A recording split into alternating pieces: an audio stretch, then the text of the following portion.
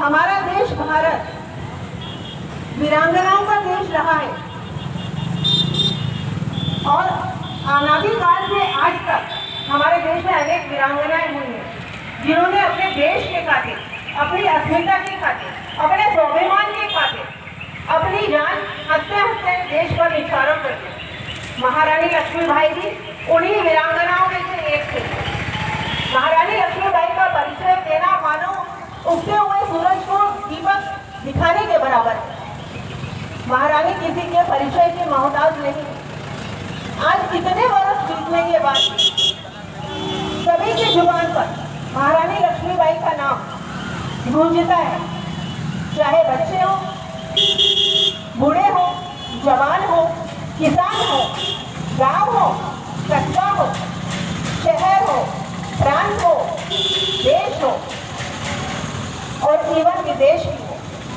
महारानी के नाम की गूंज देश विदेश में आज भी है।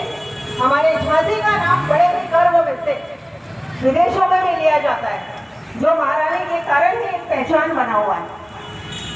महारानी का, लक्ष्मीबाई जी का बचपन मनूर से चालू हुआ। काशी के एक ब्राह्मण महाराष्ट्रीयन परिवार में वो जन्मी और उन्होंने अपनी अल्प आयु में ही अपनी माता जी को खो दिया। इसके बाद अपने पिता मोरोपंत जी के साथ बिठूर आ गए। बिठूर आकर उनका बचपन नाना जी के साथ व्यतीत हुआ, जो बिठूर के पेशवा जी ने दत्तक पुत्र के रूप में गोद लिए हुए थे।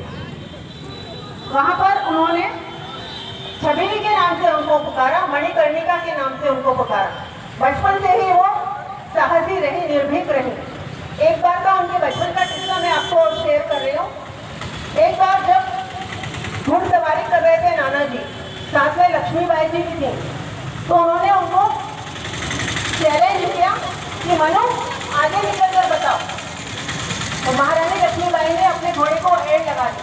बाकी के बालक सिर्फ धूल को देखते रह गए और उन्होंने कोशिश करी आगे निकलने की, तो उनका घोड़ा लड़खड़ाकर गिर गया। तेजी से हवा की गति से मनु वापस आई, नाना जी को अपने घोड़े पर बिठाया और राजमहल की तरफ लौट गए।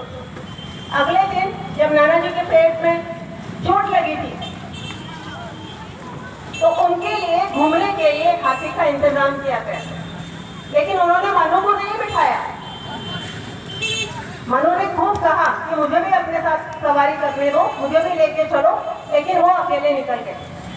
उन्होंने पेशवा के पास कहा जाके, लेकिन किसी ने नहीं सुनी। उनके पिता ने कहा, तुम्हारे पिता पेशवा थोड़ी है मनु, तो तुम्हें हाथी